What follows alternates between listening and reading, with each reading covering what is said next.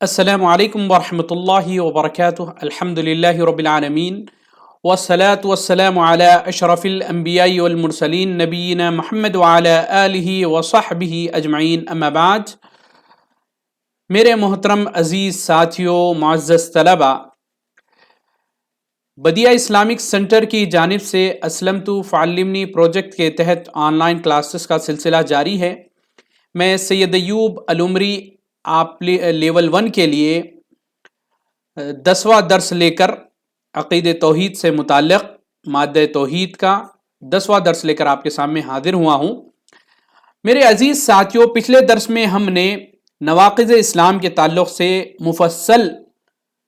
باتیں ہم نے آپ کے سامنے رکھی تھی، اور امید کہ آپ لوگ اس کو غور سے سنے بھی ہوں گے اور مراجعہ بھی کیا ہوگا۔ تو آج انشاءاللہ ہم عقید اسلامیہ کے ارکان و اساس کے بارے میں چند باتیں پڑھیں گے۔ یہ درس آپ لوگوں کے لیے آسانی کے لیے یوٹیوب پر اپلوڈ کیا جا رہا ہے، اور وہاں سے بھی آپ لوگ پڑھ سکتے ہیں۔ آپ کا جو نصاب ہے وہ آپ کے گروپ میں بھیجا جا چکا ہے اور آپ کے اسکرین پر بھی دکھائی دے رہا ہے۔ امید ہے کہ آپ لوگ اس پر خاص توجہ دیں گے اور پڑھیں گے۔ اگر اس درس سے متعلق کوئی سوال وغیرہ ہے تو آپ لوگ براہ راست مجھ سے اپنے میرے واٹس اپ نمبر پر جو آپ کے گروپ میں بھیجا جا رہا ہے وہاں سے آپ پوچھ سکتے ہیں۔ اللہ تعالیٰ سے دعا ہے کہ اللہ تعالیٰ ہم تمام کو دین کی صحیح سمجھ اور فہم عطا فرمائے۔ عقید اسلامیہ کے ارکان و اساس، یہ بات بخوبی معلوم اور واضح ہے کہ اعمال اور اقوال اسی وقت صحیح اور قابل قبول ہوتے ہیں جب وہ صحیح اسلامی عقیدے سے کسی سے واقع ہوں، جیسا کہ کتاب و سنت کی شرعی دلیلیں اس پر دلالت کرتی ہیں۔ اگر عقیدہ صحیح نہیں ہے تو پھر اس سے جو بھی اعمال و اقوال واقع ہوتے ہیں وہ سب کے سب باطل ہو جائیں گے اور مردود اور غیر قابل قبول ہو جائیں گے، جیسا کہ اللہ رب العالمین کا سورہ مائدہ کی آیت نمبر 5 میں ارشاد ہے، اعوذ باللہ من الشیطان الرجیم وَمَن يَكْفُرْ بِالْإِيمَانِ فَقَدْ حَبِطَ عَمَلُهُ وَهُوَ فِي الْآخِرَةِ مِنَ الْخَاسِرِينَ۔ ترجمہ یہ ہے کہ منکرین ایمان کے اعمال ضائع اور اکارت ہیں، اور آخرت میں وہ خسارہ اٹھانے والوں میں سے ہوں گے، ہارنے والوں میں سے ہیں۔ اور سورہ زمر کی آیت نمبر 65 میں اللہ رب العالمین کا فرمان ہے، وَلَقَدْ أُوحِيَ إِلَيْكَ وَإِلَى الَّذِينَ مِن قَبْلِكَ لَئِنْ أَشْرَكْتَ لَيَحْبَطَنَّ عَمَلُكَ وَلَتَكُونَنَّ مِنَ الْخَاسِرِينَ۔ یہاں ترجمہ یہ ہے اس آیت کا، یقیناً تیری طرف اور تجھ سے پہلے تمام نبیوں کی طرف بھی وحی کی گئی، اگر تو نے شرک کیا تو بلا شبہ تیرا اعمال ضائع، تیرے نیک اعمال جتنے اعمال ہیں وہ ضائع ہو جائیں گے اور بالیقین تو ضیاء کاروں میں سے ہو جائے گا۔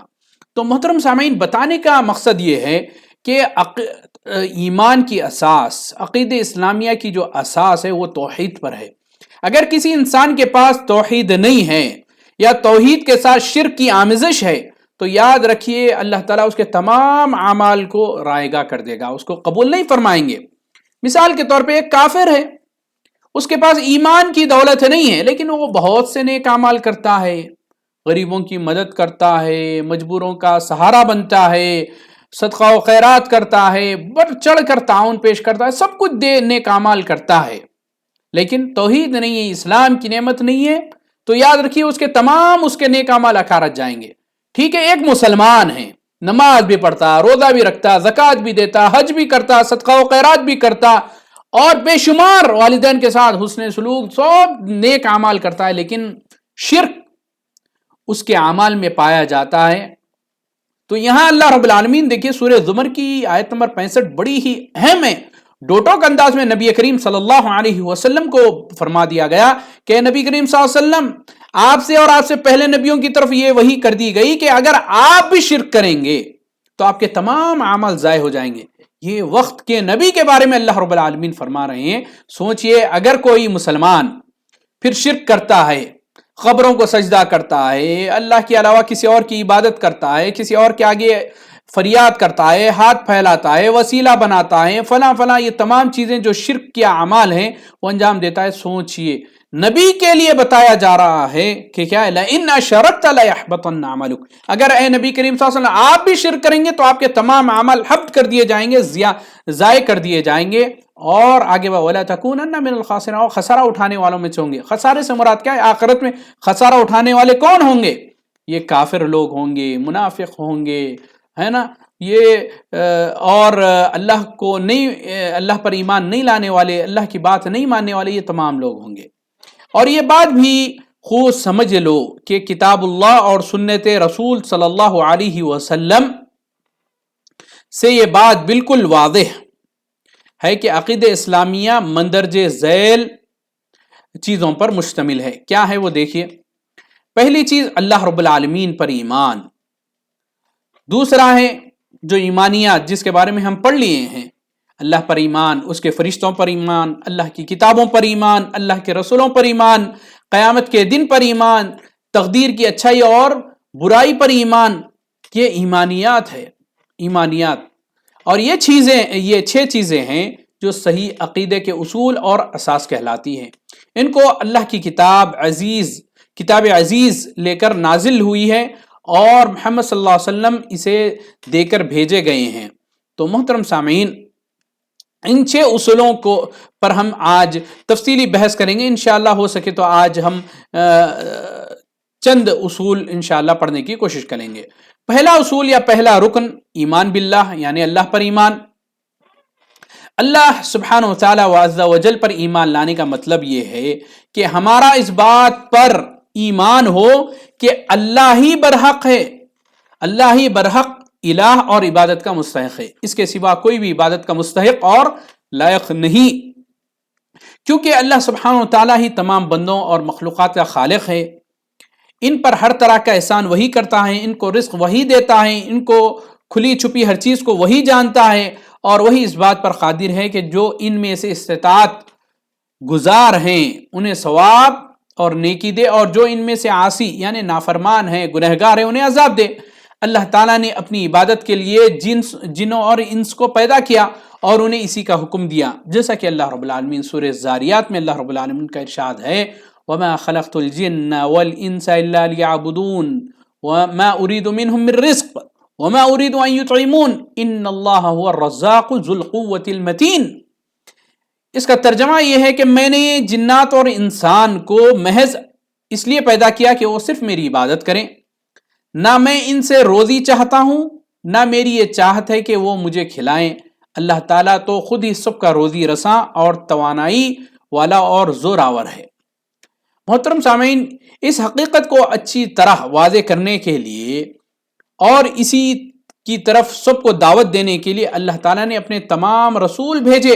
اور ان پر اپنی کتابیں نازل کی، اور جو ان کے برخلاف چیزیں تھیں ان سے سب کو متنبہ کرنے کے لیے اور انہیں اس سے ڈرانے اور دور رہنے کے لیے بھی اللہ تعالیٰ نے رسولوں کو بھیجا اور کتابیں نازل کیا، جیسا کہ اس بات پر دلیل ہے اللہ رب العالمین کا ارشاد ہے، وَلَقَدْ بَعَثْنَا فِي كُلِّ أُمَّةٍ رَسُولًا أَنِ اعْبُدُوا اللَّهَ وَاجْتَنِبُوا الطَّاغُوتَ۔ ہم نے ہر امت میں رسول بھیجا کہ لوگ صرف اللہ کی عبادت کریں اور اس کے سوا تمام معبودوں سے بچیں۔ اس عبادت کی حقیقت یہ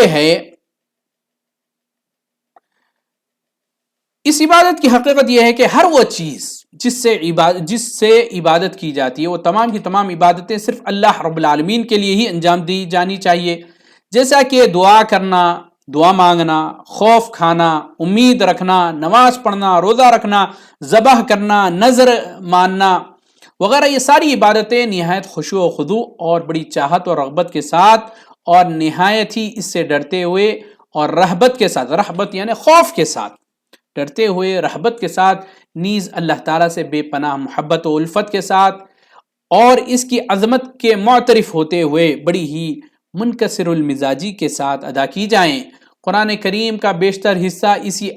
اصل عظیم یعنی صرف ایک اللہ کی عبادت کے سلسلے میں نازل ہوا ہے، جیسا کہ اللہ رب العالمین کا سورہ زمر کی ابتدائی آیتوں میں اللہ رب العالمین کا فرمان ہے، فَاعْبُدُوا اللَّهَ مُخْلِصًا لَهُ الدِّينَ أَلَا لِلَّهِ الدِّينُ الْخَالِصُ۔ اس کا ترجمہ یہ اس آیت کا کہ پس آپ صلی اللہ علیہ وسلم اللہ ہی کی عبادت کریں، اسی کے لیے دین کو خالص کرتے ہوئے خبردار،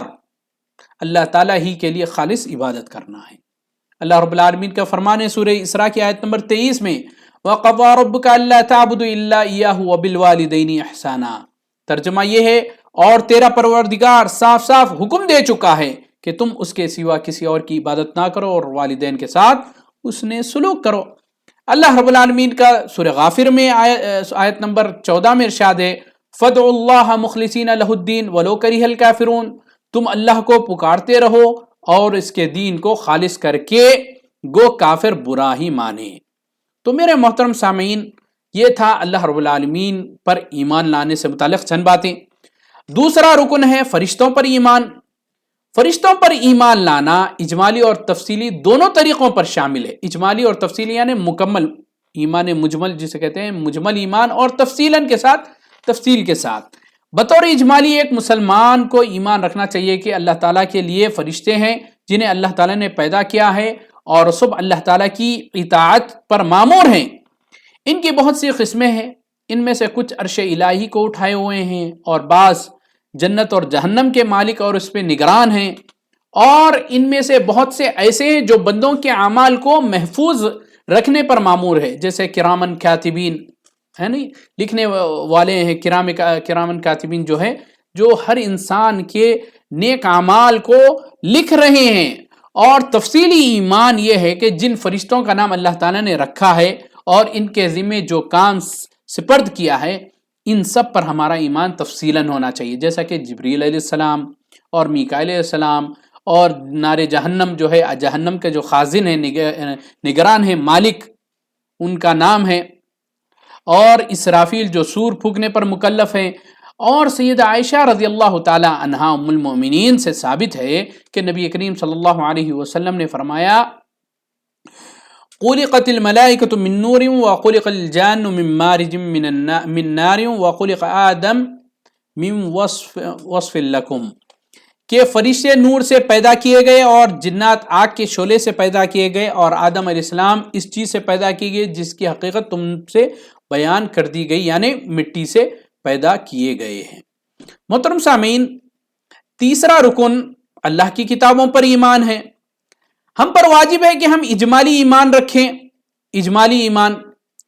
اس بات پہ کہ اللہ تعالیٰ نے اپنے رسولوں پر کتابیں اتاری تاکہ حقوق اللہ کو رسول اپنی امتوں کے سامنے بیان کر دیں اور اسی کی عبادت کی طرف بلائیں، اور ان کتابوں پر تفصیلی ایمان رکھنا ہم پر واجب ہے، جن کتابوں کا نام اللہ تعالیٰ نے ذکر فرمایا ہے، جیسا کہ توریت ہے، انجیل ہے، زبور ہے، قرآن مجید ہے۔ قرآن کریم ان ساری کتابوں میں سب سے افضل ہے اور سب پر خاتم ہے، یعنی ختم ہونے والی ہے، مہر ثبت کرنے والی ہے، یعنی سب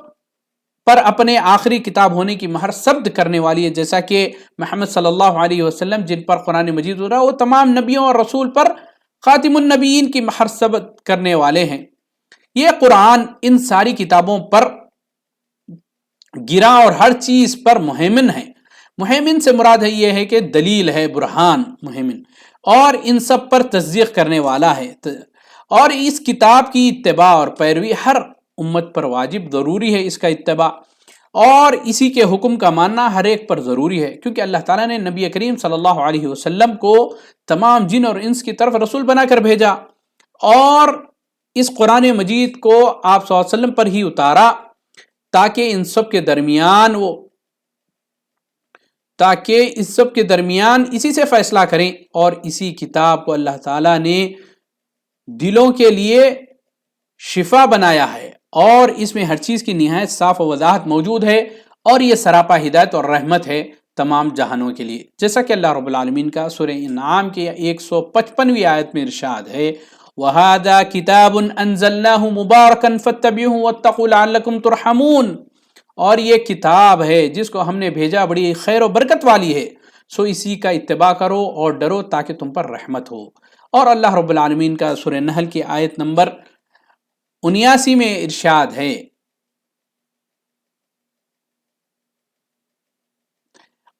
وَنَزَّلْنَا عَلَيْكَ الْكِتَابَ تِبْيَانًا لِكُلِّ شَيْءٍ وَهُدًى وَرَحْمَةً وَبُشْرَى لِلْمُسْلِمِينَ، اور ہم نے تجھ پر یہ کتاب نازل فرمائی جس میں ہر چیز کا